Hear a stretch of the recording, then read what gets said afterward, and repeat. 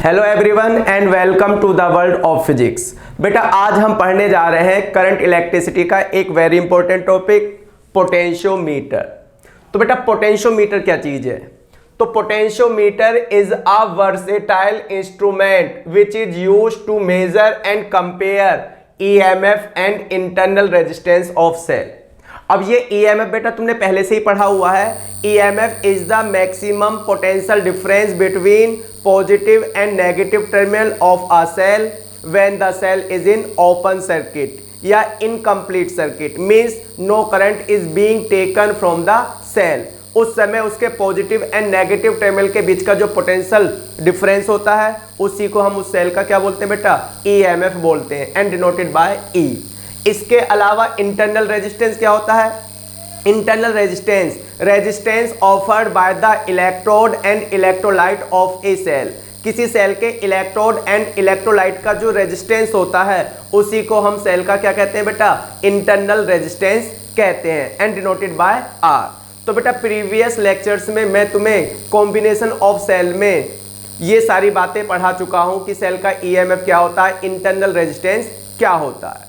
अब बात करते हैं बेटा पोटेंशियोमीटर की। तो पोटेंशियोमीटर का काम क्या है बेटा? पोटेंशियोमीटर किसी सेल का ईएमएफ मोर एक्यूरेटली क्या करता है? मेजर करता है। मोर एक्यूरेटली मतलब किसके कंपैरिजन में बेटा? वोल्ट मीटर के कंपैरिजन में। तो इसको जानने के लिए बेटा देखो पढ़ते हैं हम। तो सबसे पहले बेटा पोटेंशियोमीटर है क्या चीज? तो बेटा पोटेंशियोमीटर दिखने में देखो इस तरीके का दिखता है। ये रहा, ये क्या है? ये है तुम्हारा पोटेंशियोमीटर। ये रहा इस तरीके से, ये रहा, ये बेटा पोटेंशियोमीटर है। तो पोटेंशियोमीटर में ये 1 2 3 4 5 6 7 8 9 10, ये बेटा एक एक मीटर के कितने वायर हैं? 10 वायर है, ठीक है ना। तो देखो, तो ये जो मैंने यहाँ पे डायग्राम बनाया हुआ है बेटा, ये इतना हिस्सा बनाया हुआ है जिसमें मैंने तुम्हें कुछ वायर्स दिखा दिए हैं, ये रहे, और ये मीटर स्केल दिखा दी है बेटा यहाँ पर। और ये क्या है? ये है कॉपर की क्या थिक स्ट्रिप जो मैंने यहाँ पे दिखा रखी है बेटा, ये रही कॉपर की थिक स्ट्रिप्स, इधर भी हैं, और ये पॉजिटिव नेगेटिव टर्मिनल।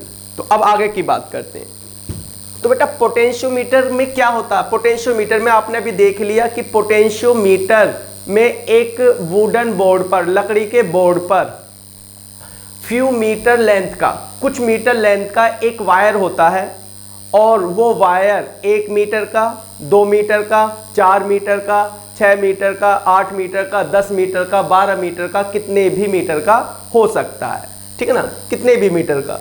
तो फिलहाल जो मैं तुम्हें दिखाया वो डायग्राम, मतलब वो पोटेंशियोमीटर बेटा 10 वायर पोटेंशियोमीटर था। 10 वायर मतलब 10 मीटर का था। और ये जो मैंने यहाँ पे बना रखा है 1 2 3 4 5 6, ये 6 मीटर का है। तो बेटा ये वायर की लेंथ कितनी भी हो सकती है। अब तो बेटा लकड़ी के एक बोर्ड पर हम 1 मीटर या फ्यू मीटर का एक वायर लेते हैं, क्योंकि ये 6 मीटर वायर या 10 मीटर वायर अगर हमने एक ही साथ, एक ही लेंथ में, एक ही लाइन में जोड़ा तो ये बहुत ज़्यादा बल्की हो जाएगा। तो हमने क्या किया है बेटा, पूरे वायर को, पहले तो ये देखो बेटा, ये वायर सीरीज में जुड़े हैं या पैरेलल में जुड़े हैं? तो ये वायर यहाँ से बेटा किस में जुड़े हुए हैं? देखो ये सीरीज में जुड़े हुए हैं। अगर मैं इनको एक ही लाइन में रखने की कोशिश करूँगा इस तरीके से, तो बेटा ये पूरा अरेंजमेंट बहुत बल्की हो जाएगा। देखो अब भी कितना बल्की है, 1 मीटर के आसपास है लगभग। लेकिन अगर ये 10 के 10 वायर एक ही लाइन में जोड़ दिए जाएंगे तो फिर तो ये पूरा लेंथ 10 मीटर की हो जाएगी। तो हमने क्या किया है बेटा, थिक कॉपर स्ट्रिप यूज करते हुए, ठीक है ना, इनको इस तरीके से सीरीज में कनेक्ट कर लिया है। अब ये वायर कॉन्स्टेंटन या मैग्नीन मतलब कुछ ऐसे ही एलॉय का बना हुआ होता है। दूसरी बात, इस वायर का जो कंपोजिशन है बेटा वो यूनिफॉर्म है। कंपोजिशन मतलब ये वायर किसी एक ही मेटल का बना हुआ है, या तो पूरा का पूरा ये 6 मीटर या 10 मीटर का जो भी वायर है ये पूरा का पूरा या तो कॉन्स्टेंटन से ही बना है या तो पूरा का पूरा मैग्नीन से ही बना है। एक और बात बेटा, इस वायर का जो क्रॉस सेक्शनल एरिया है वो क्या है? यूनिफॉर्म है। जैसे बेटा ये मार्कर देख रहे हो आप, तो इस मार्कर की ये जो थिकनेस है ये क्या है? यूनिफॉर्म है। इसका जो क्रॉस सेक्शनल एरिया है ये क्या है? यूनिफॉर्म है। तो इसी तरीके से इस पूरे वायर की जो क्रॉस सेक्शन मतलब थिकनेस है, क्रॉस सेक्शनल एरिया है, उसे क्या रखा गया है, उसे यूनिफॉर्म रखा गया है, कहीं पर थिन या कहीं पर थिक नहीं रखा गया है। ठीक है, अब ये किस तरीके से काम करता है, तो पहले इसका बेटा पढ़ लेते हैं प्रिंसिपल। तो मैंने कहा है the potential drop across any portion of a wire is directly proportional to the length of that portion. मतलब बेटा किसी वायर के अक्रॉस जो पोटेंशियल ड्रॉप होगा वो उस वायर की लेंथ के डायरेक्टली प्रोपोर्शनल होगा। ये बात मैं तुम्हें अभी समझाता हूं। बट कंडीशन प्रोवाइडेड, कंडीशन क्या है ये बात मैं तुम्हें पहले ही बता चुका हूं। The wire is of uniform composition, मतलब ये पूरा का पूरा वायर एक यूनिफॉर्म कंपोजिशन का है, पूरे वायर का क्रॉस सेक्शनल एरिया यूनिफॉर्म है और इस वायर में एक कांस्टेंट करंट क्या किया जाएगा बेटा, मेंटेन किया जाएगा। तो जब इस वायर का कंपोजिशन यूनिफॉर्म है, इसका क्रॉस सेक्शनल एरिया यूनिफॉर्म है और इसमें एक कांस्टेंट करंट फ्लो हो रहा है, देन बेटा potential drop is directly proportional to the length of that portion. अब बात आती है कि ये क्या लिखा हुआ बेटा, ये कुछ इस तरीके से लिखा हुआ कि मान लो कि एक वायर है और उस वायर को तुमने 10 वोल्ट की एक बैटरी से कनेक्ट कर दिया, ये वायर ए। तो बेटा यहां पे ये मैक्सिमम पोटेंशियल डिफरेंस होगा मान लो 10 वोल्ट और यहां पर ये मिनिमम पोटेंशियल डिफरेंस होगा 0 वोल्ट। तो तभी तो यहां से यहां तक का डिफरेंस कितना होगा बेटा, 10 वोल्ट। अब जैसे जैसे हम ए टू बी जाएंगे तो ये पोटेंशियल डिफरेंस जो अभी 10 है वो आगे जाकर 8, 6, 4, 2, 1, 0 इस तरीके से रह जाता है। तो बेटा अगर मैं वायर की इतनी लेंथ लेता हूं, इतनी लेंथ देख रहे हो ना, कहां से कहा था कि यहां से लेकर यहां तक, तो ये वायर की लेंथ इतनी है तो यहां से यहां तक पोटेंशियल में कितना ड्रॉप आ गया, कितना ड्रॉप हो गया बेटा, ये पहले 10 था अब क्या हो गया 8 हो गया। तो पोटेंशियल में कितना ड्रॉप आ गया, पोटेंशियल में ड्रॉप आ गया 2 वोल्ट का, पहले 10 था अब 8 हो गया। तो पोटेंशियल ड्रॉप या पोटेंशियल डिफरेंस कितना है, 2 वोल्ट। अगर ये लेंथ और बढ़ाई जाए, यहां तक ली जाए बेटा, यहां से लेकर यहां तक ली जाए तो लेंथ बढ़ गई, तो पोटेंशियल ड्रॉप भी तो बढ़ गया बेटा। जो पोटेंशियल ड्रॉप यहां से यहां तक इतनी लेंथ के लिए 2 वोल्ट था तो वो और ज्यादा लेंथ के लिए कितना हो गया, 10 और 6 में बेटा डिफरेंस कितना हो गया, 4 वोल्ट का। अगर मैं और ज्यादा लेंथ लेता हूं तो ये डिफरेंस और भी ज्यादा हो गया, अगर मैं और ज्यादा लेंथ लेता हूं तो ये डिफरेंस और भी ज्यादा हो गया। यानी कि बेटा अगर इस वायर का कंपोजिशन यूनिफॉर्म है, इसकी थिकनेस यूनिफॉर्म है, इसमें एक कांस्टेंट करंट मेंटेन किया गया है, तो potential difference directly proportional to किसके है, लेंथ ऑफ द पोर्शन। यानी कि पोर्शन की लेंथ कम है तो ड्रॉप भी कम है, पोर्शन की लेंथ ज्यादा हुई तो ड्रॉप भी क्या हो गया, ज्यादा हो गया, पोर्शन की लेंथ और ज्यादा हुई तो ड्रॉप और भी ज्यादा होगा। तो बेटा मैं एक्सपेक्ट करता हूं कि ये बात तुम्हें अब समझ में आ गई होगी। तो बात क्लियर, तो बात क्या क्लियर बेटा कि potential drop across any portion of a wire is directly proportional to the length. और बाकी ये कंडीशन बेटा अप्लाइड है। अब ये प्रोपोर्शनलिटी का साइन हटाकर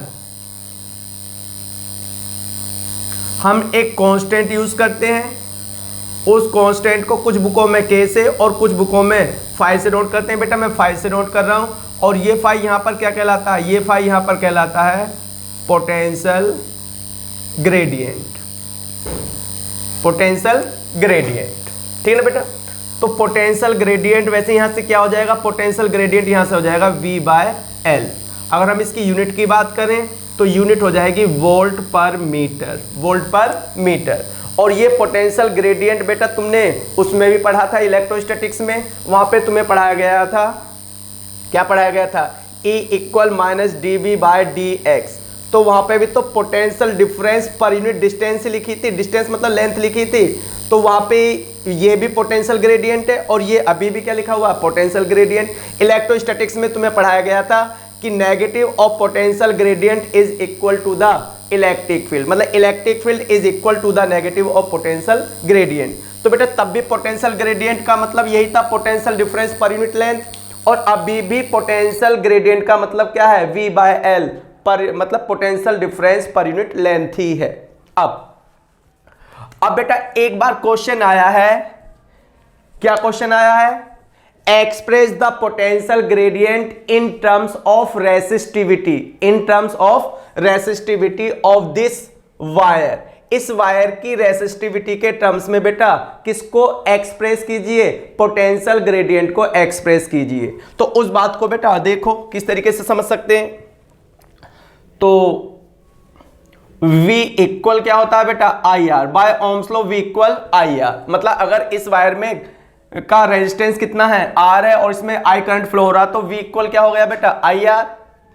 V इक्वल I और R की जगह क्या रख दिया बेटा हमने? रो L बाय A रख दिया। तो अब ये हो गया V equal I rho by A into L। अब इस लाइन को पढ़ते हैं बेटा। Constant current is flowing through the wire. तो ये करंट क्या है? कांस्टेंट है। The wire is of uniform composition. अगर वायर का कंपोजिशन यूनिफॉर्म है मतलब उसकी रेसिस्टिविटी क्या है? यूनिफॉर्म है, कांस्टेंट है। And wire is of uniform cross sectional area. मतलब ये जो क्रॉस सेक्शनल एरिया ए है ये भी क्या है? यूनिफॉर्म है। यानी कि बेटा ये जो ब्रैकेट के अंदर मैंने लिखा है ये सब कुछ क्या है? यूनिफॉर्म मतलब कांस्टेंट है। इसी कांस्टेंट को यहां से कंपेयर करके लिखोगे तो इसी कांस्टेंट को हम क्या कहते हैं बेटा? फाई कहते हैं, फाई। तो फाई यहां से क्या हो गया बेटा? फाई यहां से हो गया आई रो ए बाय ए इक्वल क्या हो गया? फाई। तो बेटा आगे के क्वेश्चन करने के लिए, आगे के कॉन्सेप्ट के लिए हमें दो बातें याद रखनी है। एक तो पोटेंशियल ग्रेडियंट क्या होता है? By definition potential gradient is defined as potential drop per unit length. Potential drop या potential difference per unit length, unit हो जाएगी बेटा इसकी वोल्ट पर मीटर। एंड पोटेंशियल ग्रेडियंट को बेटा in terms of resistivity, in terms of resistivity and cross sectional area of this wire इस तरीके से एक्सप्लेन कर सकते हैं। तो आज से हमें क्या याद रखना है बेटा? हमें याद रखना है कि फाई, पोटेंशियल ग्रेडियंट फाई क्या होता है? V बाय L या I रो बाय ए होता है। याद रखना बेटा, ठीक है ना इसको, क्योंकि ये अब आगे कॉन्सेप्ट काम आएगी हमारे। तो ये तो हो गया इतनी कहानी बेटा। कहां तक की कहानी हो गई? ये हो गई पोटेंशियल ग्रेडियंट तक की कहानी। तो बेटा मैं एक्सपेक्ट करता हूं कि यहां तक की कहानी तुम्हें समझ में आई होगी। प्रिंसिपल क्या है? प्रिंसिपल है कि पोटेंशियल ड्रॉप या difference directly proportional to the length of that portion. And वो पोटेंशियल डिफरेंस लेंथ के किस तरीके से प्रोपोर्शनल है ये मैं तुम्हें अभी क्या किया था? एक्सप्लेन किया था। यहां तक बात क्लियर बेटा? अब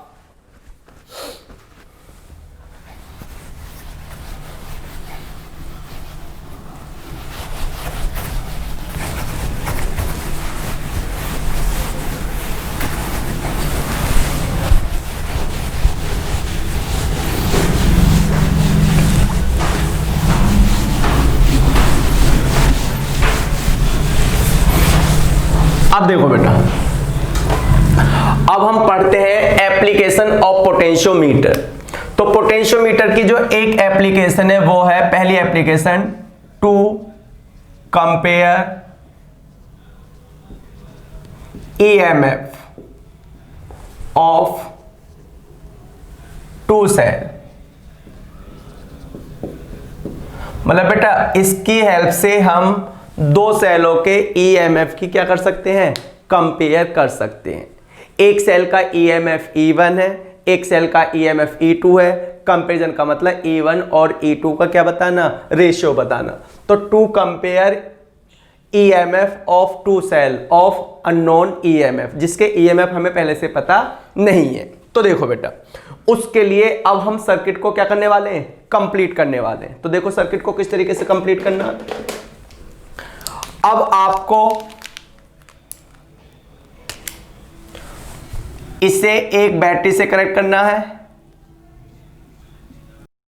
बैटरी, या मैं बैटरी दिखा देता हूं बेटा तुम्हें।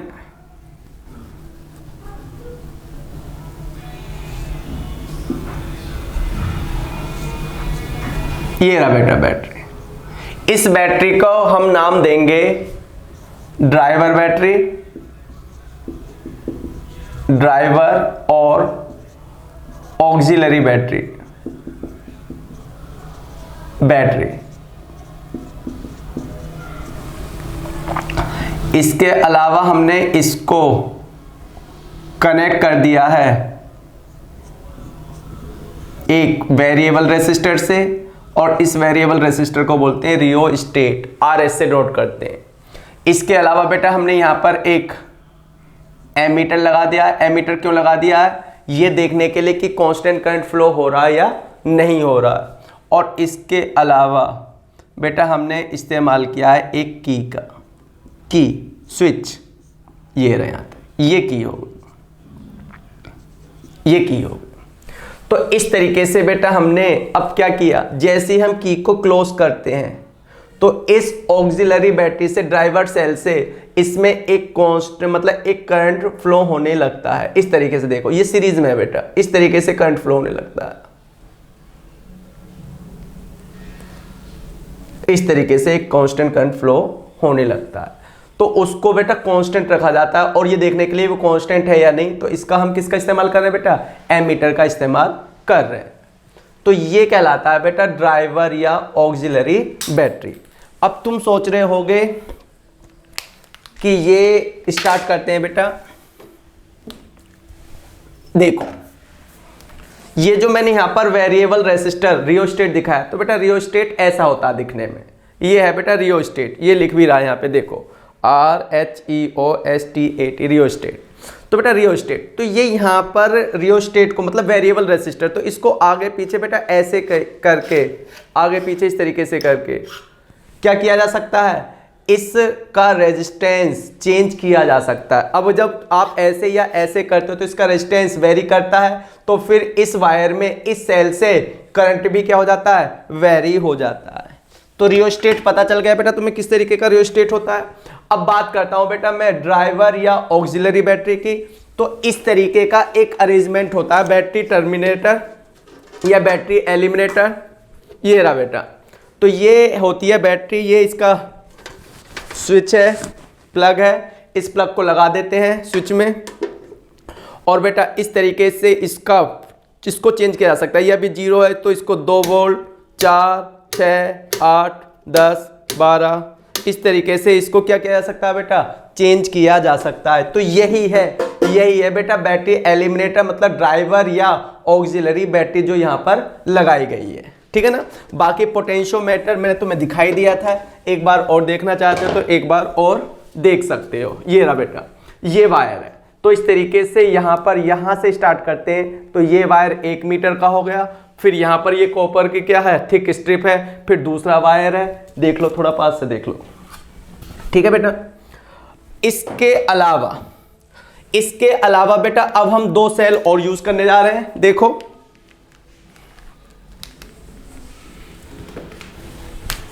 कौन से 2 सेल? वो 2 सेल जिसके ईएमएफ का तुम्हें क्या करना है, कंपेयर करना है। तो बेटा उसको इस तरीके से देखना।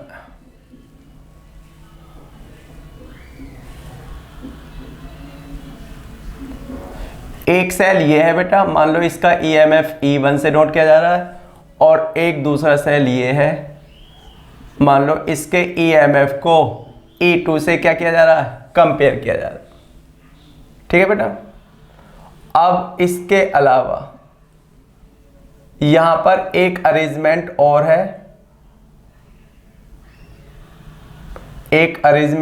है, और ये अरेंजमेंट कहलाता है 2 वे की, A, B और ये की। तो बेटा ये क्या है, ये अरेंजमेंट कहलाता है 2 वे की। तो बेटा 2 वे की, एक 1 वे की होती है और एक 2 वे की होती है।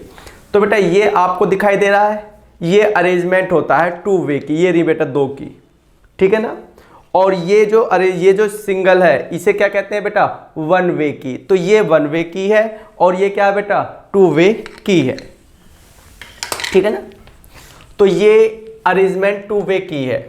फिर इसको आगे हमने कनेक्ट किया किससे, एक गैल्वेनोमीटर से, गैल्वेनोमीटर। तो बेटा ये रहा गैल्वेनोमीटर, ये रहा, ये लिखा हुआ G फॉर गैल्वेनोमीटर। ऐसा होता है बेटा गैल्वेनोमीटर।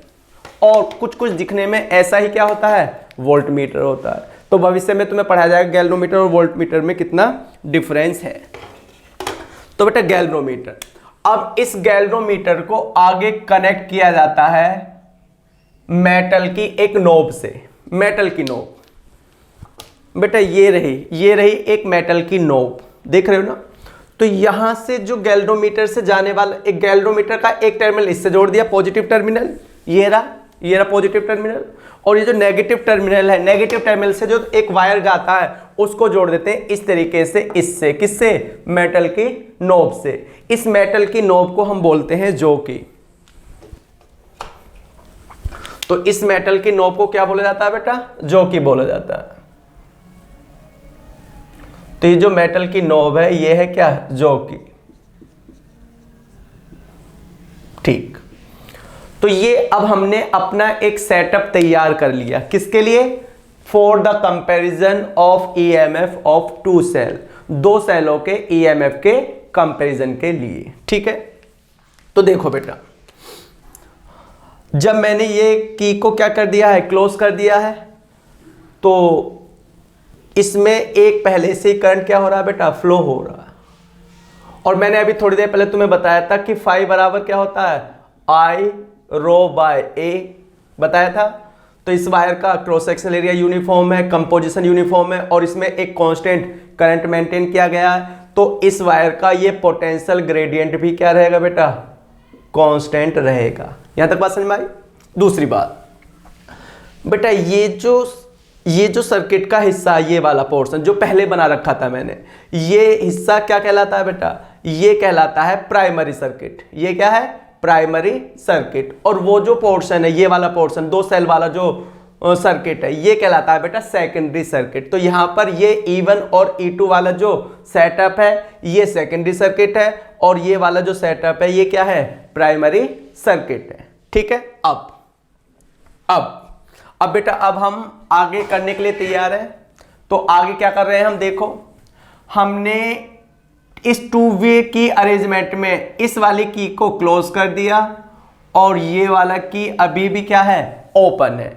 तो क्या हुआ, इस गैल्वेनोमीटर से या इस जॉकी से कौन सा सेल कनेक्ट हो गया बेटा, ये वाला सेल कनेक्ट हो गया। कौन सा वाला सेल, सेल E1 कनेक्ट हो गया, किससे, जॉकी वाले अरेंजमेंट से, गैल्वेनोमीटर से। तो हम यहां लिख रहे हैं कि व्हेन की A is closed and key B is left open। बेटा इसको तो हम क्लोज ही रखेंगे, सी को। तो देखो, when key A is closed and key B is left open, let null point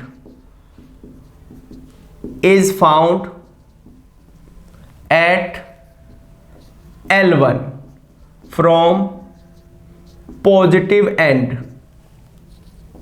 और वो पॉजिटिव एंड कौन सा एंड है बेटा, देखो बैटरी का पॉजिटिव टर्मिनल इससे कनेक्ट है तो ये पॉजिटिव एंड है, और बैटरी का ये नेगेटिव टर्मिनल है तो ये कौन सा एंड है बेटा, ये नेगेटिव एंड है। तो ये जो डिस्टेंस नापी जा रही है L1, ये किससे नापी जा रही है, फ्रॉम पॉजिटिव एंड मतलब एंड ए से।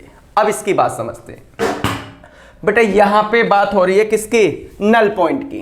किसकी बात हो रही है, नल पॉइंट की। तो देखो, नल पॉइंट का चक्कर समझते हैं दोबारा। मैंने अभी थोड़ी देर पहले एक वायर बना रखा था बेटा, पहले ए बी वायर, और उसको एक 10 वोल्ट बैटरी से क्या किया था, कनेक्ट किया था। ये रहा 10 वोल्ट की बैटरी। तो ये 10 वोल्ट बताया था, ये 0 वोल्ट, फिर आगे 8 6 4 2 0, इस तरीके से तुम्हें बताया था बेटा। अब सुनो, अब एक सेल है बेटा जिसका ईएमएफ मान लेते हैं कितना है, 2 वोल्ट, और उसको हमने किससे कनेक्ट किया, गैल्वेनोमीटर से, और फिर गैल्वेनोमीटर से जॉकी वाले अरेंजमेंट से। जॉकी कैसी होती है, मेटल की इस तरीके की नोब होती है, अभी मैं तुम्हें दिखाई थी, मेटल की बनी हुई। तो देखो, मैंने बेटा यहां पे बोला है नल पॉइंट इज फाउंड, तो नल पॉइंट या बैलेंस पॉइंट का क्या मतलब है? तो देखो बेटा, मैं इस मेटल की नोब को इस वायर पे कहीं पे टच करता हूं, मान लो मैंने इसको यहां पे टच किया, यहां पे, ये ना, तो बेटा यहां से यहां तक का ड्रॉप कितने वोल्ट है? कितने वोल्ट है यहां से यहां तक का? 10 से लेकर 6 तक कितना ड्रॉप हो गया, कितना डिफरेंस हो गया? 4 वोल्ट। तो ये यहां से यहां तक का potential drop, potential difference 4 volt है, जबकि ये सेल कितने वोल्ट का है? 2 वोल्ट का।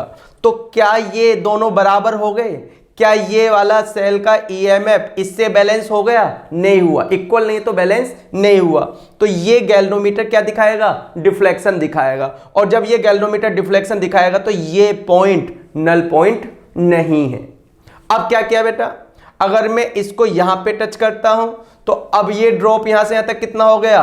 6 वोल्ट हो गया, और ये 2 वोल्ट है, यानी कि ये पॉइंट भी नल पॉइंट नहीं है। अब मैं बेटा जो कि को यहां पे टच करता हूं तो 2 मत देखो, यहां से यहां तक का ड्रॉप देखो, डिफरेंस देखो, तो अब वो डिफरेंस 10 और 2 में कितना हो गया? 8 वोल्ट हो गया, जबकि ये क्या है? 2 वोल्ट है, मतलब ये पॉइंट भी नल पॉइंट नहीं है।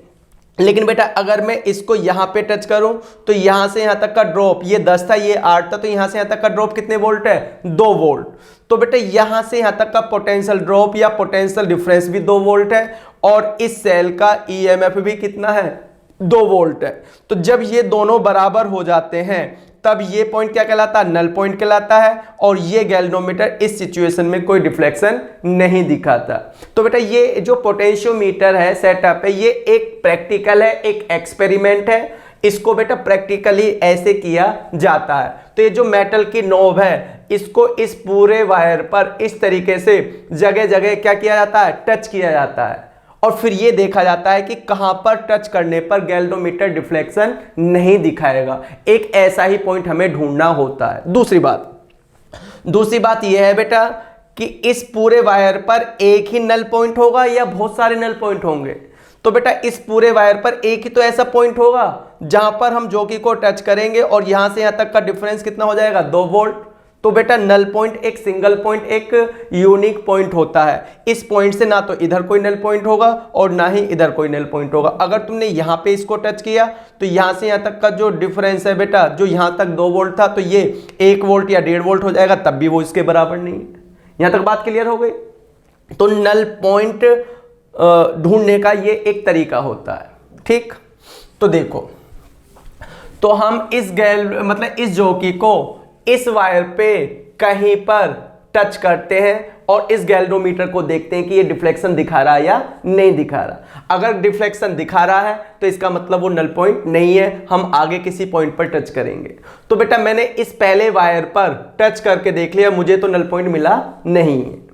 फिर बात आती है बेटा, मैंने फिर इस पे भी जोकी को टच किया, यहां पर भी नल पॉइंट नहीं मिला, इस पर भी टच किया, अभी भी नल पॉइंट नहीं मिला, और पूरे 6 मीटर वायर पर, 10 मीटर वायर पर मुझे कोई नल पॉइंट नहीं मिला। और नल पॉइंट ढूंढना क्या है बेटा? जरूरी है, तभी तो हमारा एक्सपेरिमेंट क्या होगा? सक्सेसफुल होगा। तो अब बात आती है कि नल पॉइंट नहीं मिला तो अब क्या किया जाए। तो बेटा अब देखो क्या पॉसिबिलिटी है।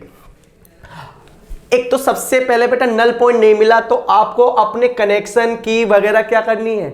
चेक करनी है, कहीं वो कहीं ओपन तो नहीं है, कहीं ये की क्या नहीं हो, ओपन हो, ठीक है ना।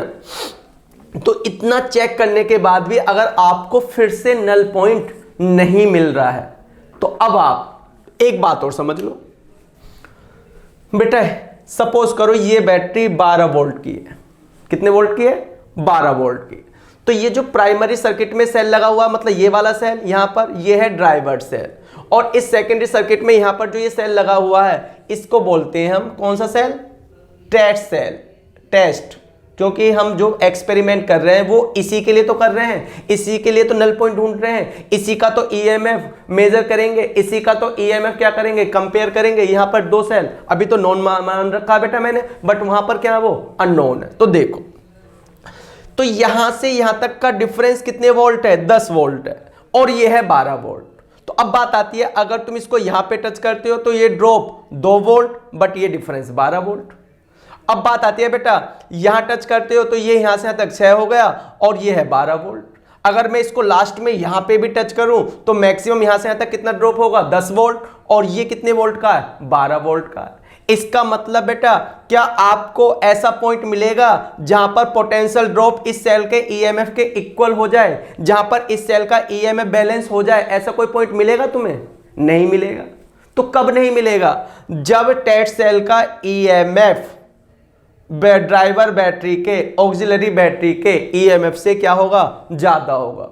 तो बेटा अब बात आती है कि अगर यहां पर तुम्हें नल पॉइंट नहीं मिला है तो क्या हो सकता है? एक पॉसिबिलिटी ये है कि शायद इन दोनों में से E1 या E2 का ईएमएफ ड्राइवर या ऑक्सिलरी बैटरी के ईएमएफ से क्या है ज्यादा है। तो अब आप, क्योंकि आपको वो 2 सेल गिवन है, आप उसमें कोई चेंज नहीं कर सकते, लेकिन ये जो ऑक्सिलरी बैटरी है बेटा आप इसमें चेंज कर सकते हो। अगर ये पहले क्या था, अगर ये पहले 2 था तो आप इसे बढ़ा के 4 कर सकते हो और फिर से अपना ये एक्सपेरिमेंट रिपीट कर सकते हो। अगर अब भी नल पॉइंट नहीं मिल रहा तो बेटा हो सकता है कि अभी भी ड्राइवर बैटरी का ईएमएफ इससे कम हो, तो आप ड्राइवर ईएमएफ को और बढ़ा लो और बढ़ा लो और बढ़ा लो, इस तरीके से।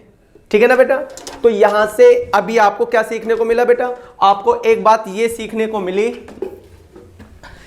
कि to perform this experiment successful, ये जो प्राइमरी सर्किट में ड्राइवर सेल है इसका ईएमएफ सेकेंडरी सर्किट में लगे हुए जो टेस्ट सेल हैं E1 या E2 या सिंगल सेल या 2 सेल या 3 सेल जितने भी सेल होंगे उनसे इसका ईएमएफ क्या होना चाहिए? ज्यादा होना चाहिए। ड्राइवर का ईएमएफ, ड्राइवर सेल का ईएमएफ ज्यादा होना चाहिए as compare to test cell. अगर टेस्ट सेल का ज्यादा होगा उससे तो नल पॉइंट नहीं मिलेगा, बैलेंस पॉइंट इस पूरे वायर पे कहीं पे भी नहीं होगा।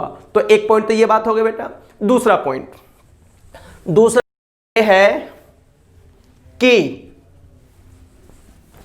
अगर सब कुछ करने के बाद भी नल पॉइंट नहीं मिल रहा है तो बेटा एक पॉसिबल फॉल्ट और हो सकता है। वो फॉल्ट ये हो सकता है कि देखो जब हम ये एक्सपेरिमेंट कंप्लीट करना चाहते हैं, कैरी करना चाहते हैं, परफॉर्म करना चाहते हैं, तो देखो ये ड्राइवर सेल का पॉजिटिव टर्मिनल है यहां पर ए पर, और ये टेस्ट सेल का पॉजिटिव टर्मिनल है कहां पर ए पर। यानी कि बेटा इस एक्सपेरिमेंट को सक्सेसफुली कैरी करने के लिए, परफॉर्म करने के लिए तुम्हें क्या करना होता है बेटा? ड्राइवर सेल का ड्राइवर सेल का पॉजिटिव टर्मिनल और टेस्ट सेल का पॉजिटिव टर्मिनल क्या रखने होते हैं? साथ साथ रखने होते हैं। और अगर ऐसा नहीं है तो उस कंडीशन में भी आपको इस पर नल पॉइंट नहीं मिलता। नल पॉइंट कब नहीं मिलेगा बेटा? नल पॉइंट मिलने का मतलब है जब गैल्वेनोमीटर इस तरीके से कहां पे रहेगा? जीरो डिफ्लेक्शन पर रहेगा। अगर मैं जो कि को यहां टच करूं और ये जो पॉइंटर है लेफ्ट में हो जाए या राइट में हो जाए तो बेटा आपको नल पॉइंट नहीं मिलता है। तो अगर ड्राइवर सेल का पॉजिटिव टर्मिनल इसके पॉजिटिव टर्मिनल से कनेक्ट नहीं है तो जो कि को यहां टच करते, यहां टच करते, इधर टच करते, उधर टच करते, तो बस ये गैल्वेनोमीटर वन साइडेड डिफ्लेक्शन दिखाता रहता है। वन साइड या तो राइट डिफ्लेक्शन या तो लेफ्ट डिफ्लेक्शन। और अगर टेस्ट सेल का ईएमएफ ड्राइवर सेल के ईएमएफ से क्या है? ज्यादा है, तब भी जो कि को टच करते हैं तब भी ये क्या दिखाता है? वन साइडेड डिफ्लेक्शन दिखाता है। तो बेटा इतनी बातें सीख लेने के बाद अब आगे बढ़ते हैं। तो अगर हमने इसका पॉजिटिव टर्मिनल और उन दोनों का पॉजिटिव टर्मिनल साथ साथ रखा, देखो साथ साथ रखा ना बेटा, देखो ये पॉजिटिव टर्मिनल और उसका भी पॉजिटिव और इसका भी पॉजिटिव, तो हमने यहां पर वो फॉल्ट को खत्म कर लिया। और दूसरी बात है बेटा हमने अपने ड्राइवर सेल के ईएमएफ को उससे क्या कर लिया? ज्यादा कर लिया। अगर ऐसा हो गया तो तुम्हें इस 6 मीटर वायर पर, 2 मीटर वायर पर, 10 मीटर वायर पर, मतलब जितने भी मीटर का क्या होगा? पोटेंशियोमीटर सेटअप होगा, तो फिर आपको कहीं ना कहीं क्या मिल जाता है? नल पॉइंट मिल जाता है। और मान लो बेटा वो नल पॉइंट मुझे यहां पर मिल गया, इस पॉइंट पर। किस पॉइंट पर? N1 पॉइंट पर।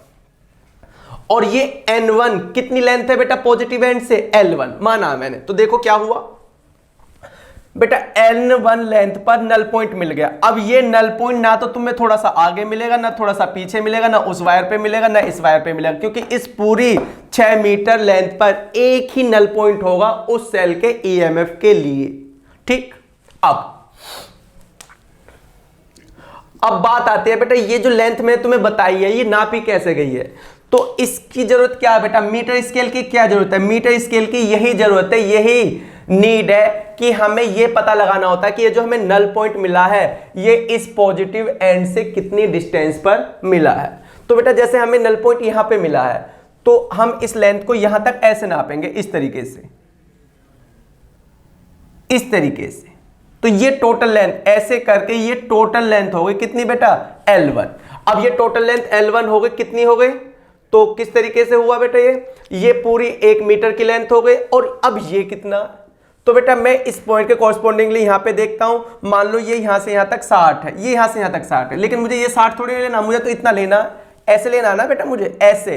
तो ये हो गया 1 मीटर और ये अगर 60 आ रहा तो ये हो गया 40। मतलब वो तुम देख लेना बेटा कि किस तरीके से इस लेंथ को क्या किया जाता है, मेजर किया जाता है। तो इस मीटर स्केल की हेल्प से ये पता लगाया गया कि ये नल पॉइंट N1 की लेंथ कितनी है, तो मान लो ये लेंथ L1। ठीक, नाउ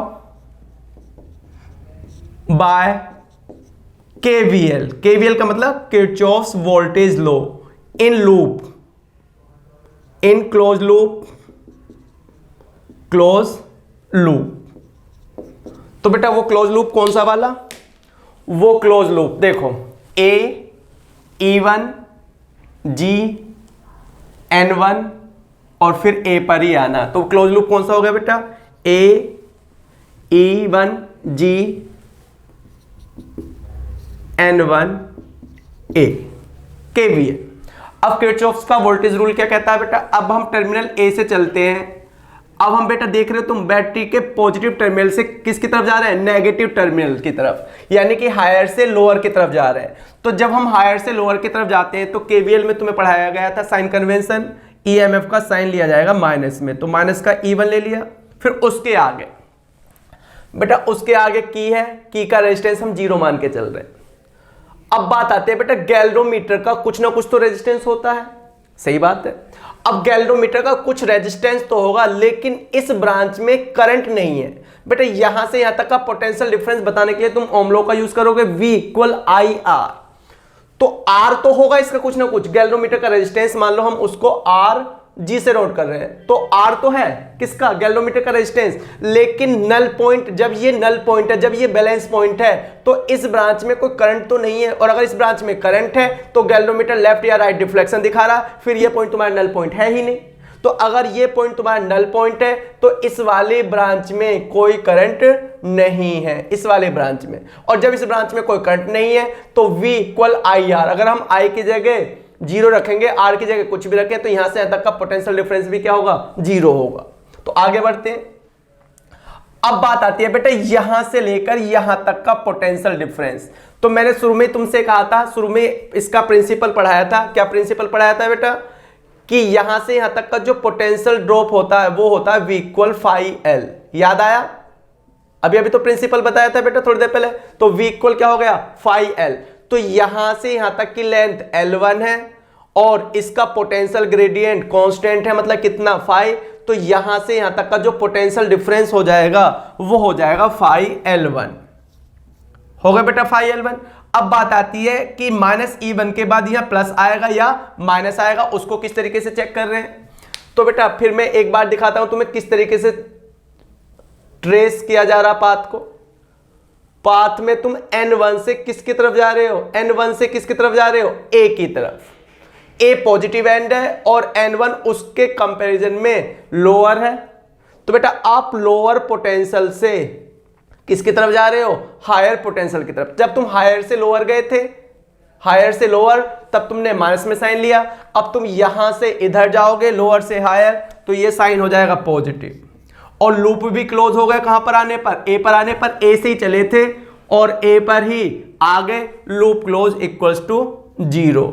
तो -E1 = क्या हो गया, -phi L1 हो गया। तो E1 = हो गया phi L1। ये हो गया बेटा कौन से सेल के लिए, पहले वाले सेल के लिए। नाउ अब हमने क्या करना है बेटा, अब हम उस की को ओपन रखेंगे और बी को क्या कर देंगे, क्लोज कर देंगे। तो नाउ की ए इज लेफ्ट ओपन एंड की बी इज क्लोज्ड, और हमने अब बी की को क्या कर दिया बेटा, क्लोज कर दिया। तो अब उस गैल्वेनोमीटर वाले सेटअप से जो कि वाले सेटअप से किसका लिंक हो गया बेटा, किसका कनेक्शन हो गया, सेल A2 का। तो की A is left open end की B is closed end let null point या balance point is found at length या distance L2 from positive end, यानी कि A। ठीक है बेटा। तो देखो अब हम वही काम दोबारा से रिपीट करेंगे बेटा, सेम चीज।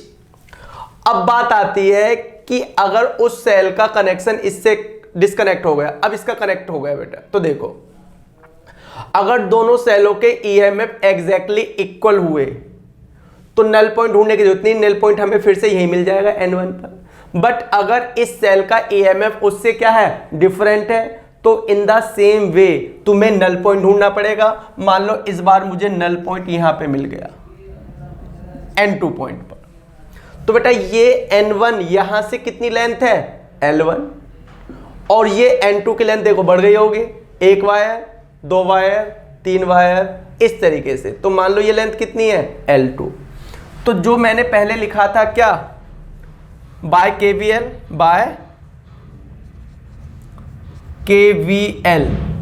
इन क्लोज लूप, तो बेटा वो क्लोज लूप पहले था AE1G N1A, और अब वो क्लोज लूप होगा AE2G N2 और क्या बेटा A। तो वो क्लोज लूप हो गया AE2G N2A। सेम वे में बेटा, तो जब तुम इधर से उधर जाते हो तो हायर से लोअर जाते हो, तो बार बार एक्सप्लेन करने की जरूरत नहीं है, -E2 हो गया।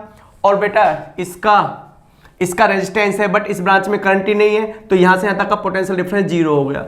अब जब तुम N2 से किसकी तरफ जा रहे हो, A की तरफ जा रहे हो, तो फिर से लोअर एंड से हायर एंड की तरफ जा रहे हो, तो फिर से साइन प्लस आ गया।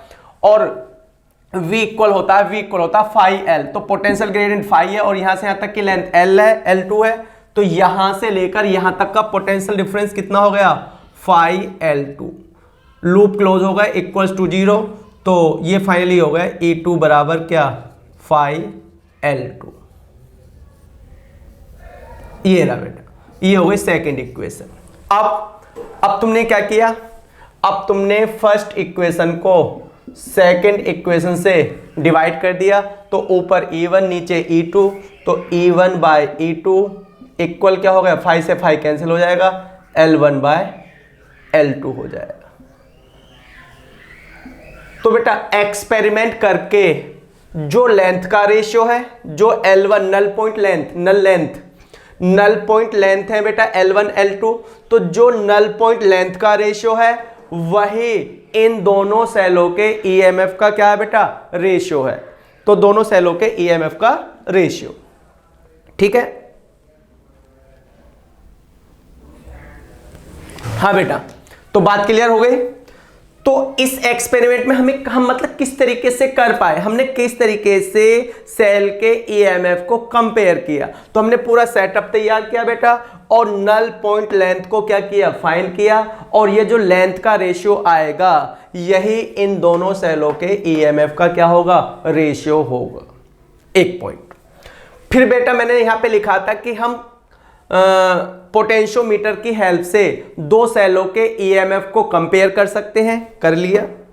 और बेटा किसी एक सेल का ईएमएफ क्या कर सकते हैं, मेजर भी कर सकते हैं। वो क्या करेंगे बेटा, सपोज करो तुम मेरे पास एक सेल लाते हो, जिस बेटा वैसे तो सेल पे उसका ईएमएफ लिखा होता है 1.5 वोल्ट 2 वोल्ट 5 वोल्ट जो भी होता है, ठीक है ना। लेकिन बेटा तुमने बड़ी चालाकी से उस सेल के ईएमएफ को क्या कर दिया, मिटा दिया है या वहां से हटा दिया है, ठीक है ना। तो अब तुम एक सेल लेकर आते हो मेरे पास और मुझसे कहते हो सर जी इस सेल का क्या बताइए, ईएमएफ बताइए। तो मैं बेटा बड़ी चालाकी से देखने की कोशिश करता हूं कि इसका ईएमएफ कहां पे लिखा है, कम से कम उसको पढ़ के इसको बता दूं। लेकिन हुआ क्या, वो तुमने पहले से उसको क्या कर दिया बेटा, हटा दिया है, मिटा दिया है। तो अब वो सेल कितने ईएमएफ का है मुझे कुछ पता नहीं है। अब मैं उस सेल का ईएमएफ तुम्हें कैसे बताऊंगा, तो बेटा किस तरीके से बताऊंगा तुम्हें उस सेल का EMF, with the help of potentiometer. उसके लिए मैं क्या करूंगा, उसके लिए मैं बेटा एक सेल और लूंगा। मेरे पास एक लैब है बेटा, उस लैब में मेरे पास एक सेल है जिस सेल का ईएमएफ मुझे पता है, नॉन ईएमएफ, ठीक है ना। यानी कि उस सेल को हम बोलते हैं बेटा स्टैंडर्ड सेल, तो नॉन ईएमएफ का सेल। अब तो बेटा फिर से मेरे पास दो सेल हो गए, एक वो सेल जो मेरे पास है नॉन ईएमएफ का, एक वो जो तुमने मुझे ला कर दिया है अननोन ईएमएफ का। तो बेटा एक सेल यहां पर नॉन ईएमएफ का, एक सेल यहां पर अननोन ईएमएफ का। एक बार मैंने नल पॉइंट उसके लिए ढूंढा, एक बार नल पॉइंट मैंने इसके लिए ढूंढा। तो मुझे बेटा इन दोनों में से एक का ईएमएफ पता है मेरे वाले सेल का, एक का ईएमएफ मुझे पता नहीं है। तो इन दोनों में से मुझे क्या पता है बेटा, एक सेल का ईएमएफ पता है, एक का नहीं पता। लेकिन बेटा नल लेंथ तो दोनों के लिए पता है, L1 L2, क्योंकि बेटा मैंने एक बार एक्सपेरिमेंट करके L1 उसके लिए भी ढूंढ लिया और एक बार एक्सपेरिमेंट करके लेंथ L2 इसके लिए भी ढूंढ लिया, null point length, balancing point length, और फिर मैंने यहां पे ला के रख दिया बेटा। तो अब मैं क्या करता हूं, L1 मुझे पता है, एक्सपेरिमेंट करके L1 पता है, एक्सपेरिमेंट करके L2 पता है, और बेटा एक सेल का ईएमएफ पता है, E1 पता है, L1 पता है, L2 पता है। तो क्या इस इक्वेशन से हम E2 नहीं निकाल पाएंगे, यानी कि हम उस सेल का ईएमएफ नहीं बता पाएंगे जो तुमने हमें ला कर दिया, बता देंगे नहीं बता देंगे। तो बेटा इन द सेम वे, जिस तरीके से हम दो सेलों के ईएमएफ को क्या कर रहे हैं, कंपेयर कर रहे हैं, उसी वे में हम किसी सेल का अननोन ईएमएफ भी क्या कर सकते हैं, मेजर कर सकते हैं। उसके लिए तुम्हें एक और सेल लेने की जरूरत है जिसे स्टैंडर्ड सेल कहते हैं, जिसका ईएमएफ आपको पहले से ही क्या होगा, पता होगा। तो बेटा यहां तक ये बातें समझ में आ गई कि किस तरीके से हमने दोनों सेलों के ईएमएफ को कंपेयर किया, या किस तरीके से हमने एक सेल के अननोन ईएमएफ को क्या किया, मेजर किया। अब आगे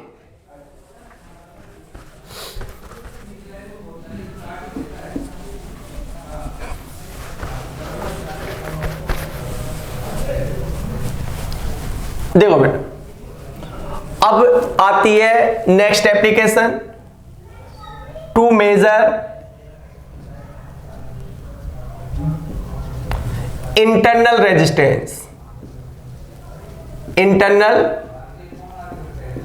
resistance small r of a cell, किसी सेल का। तो बेटा ये हो गया।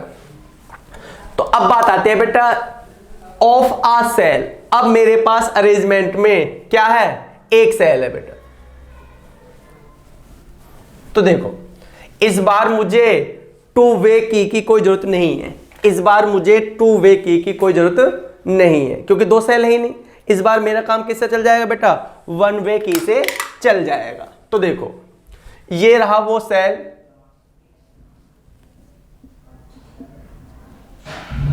और इसका कुछ क्या होगा बेटा, इंटरनल रेजिस्टेंस होगा जिसको मुझे मेजर करना है, और वन वे की, और बाकी वही गैल्वेनोमीटर, ये रहा बेटा की। ठीक ये है।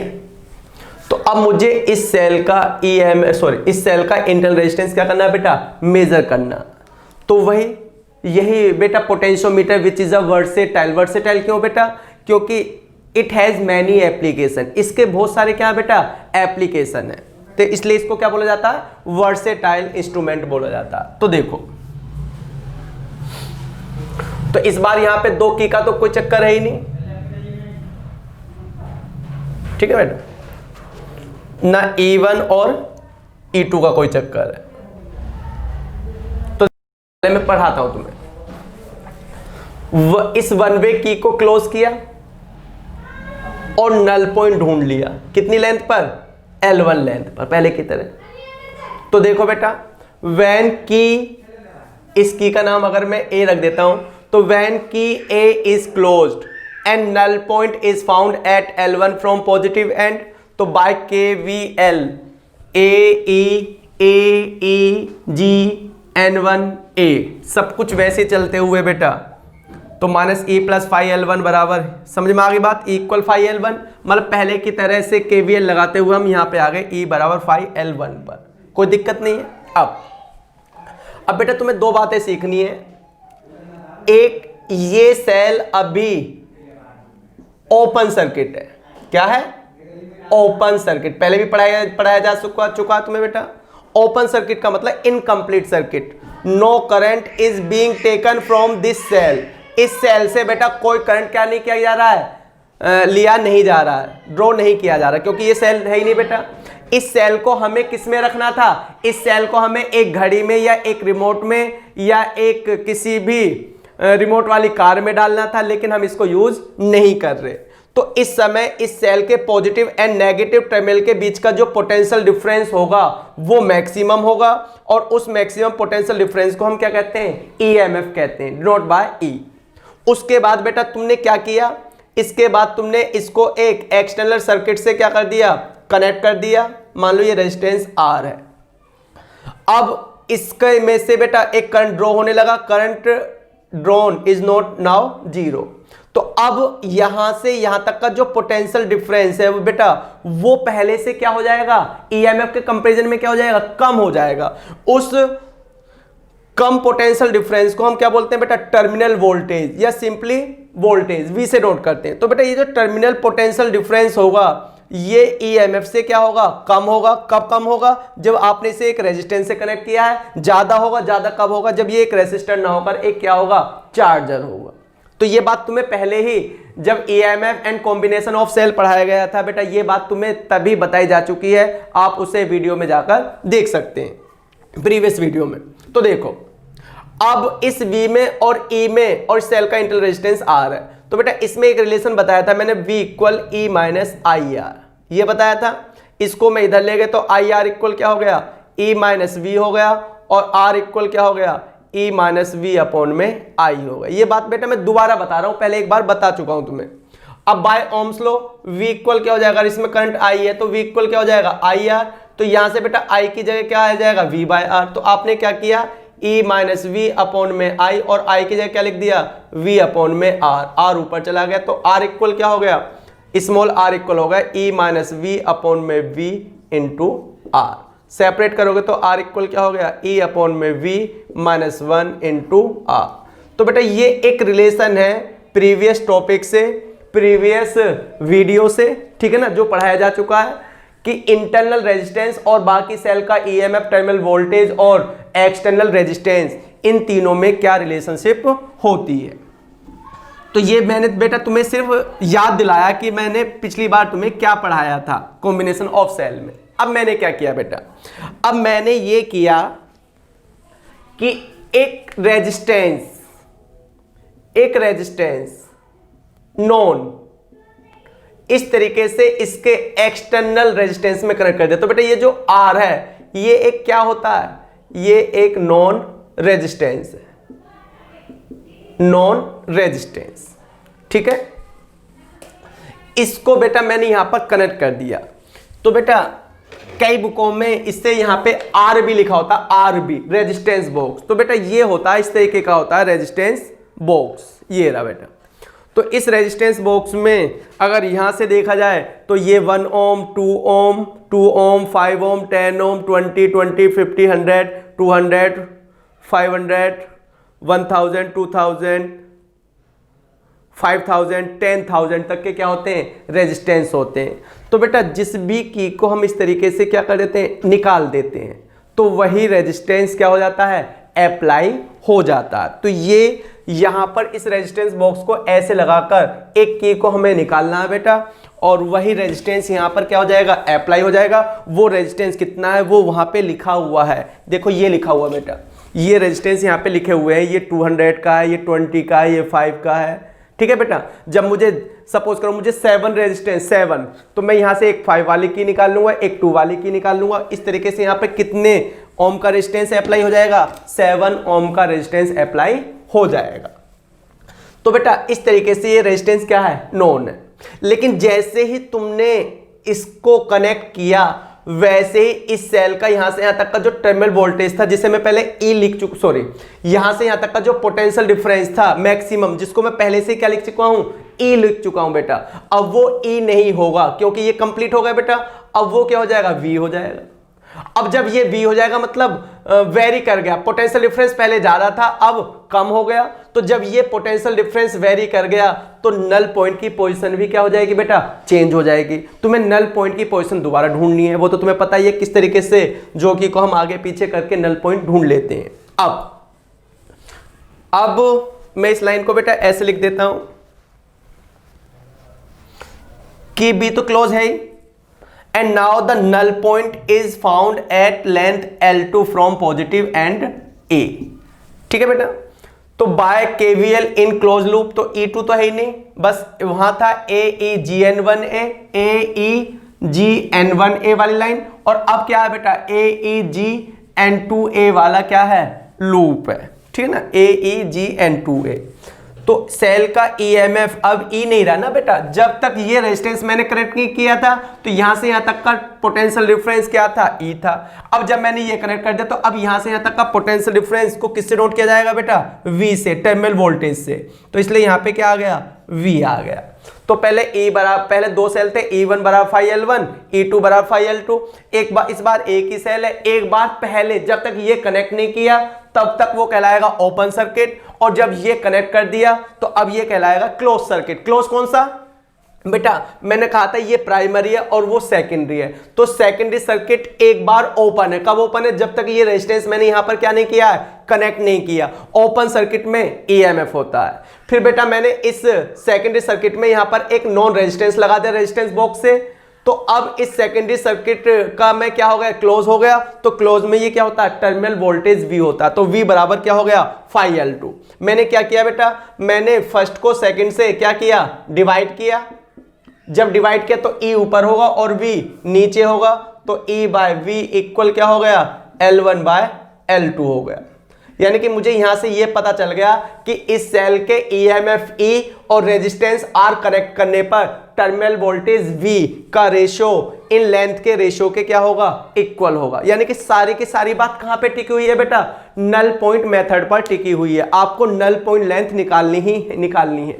अब तुमने क्या किया, अब तुमने ये किया बेटा कि E और V का ये जो रेशियो है L1 और L2 वो तुमने यहां पे पुट कर दे इस फॉर्मूले में। तो R इक्वल क्या हो गया, L1 bye L2 minus 1 into R।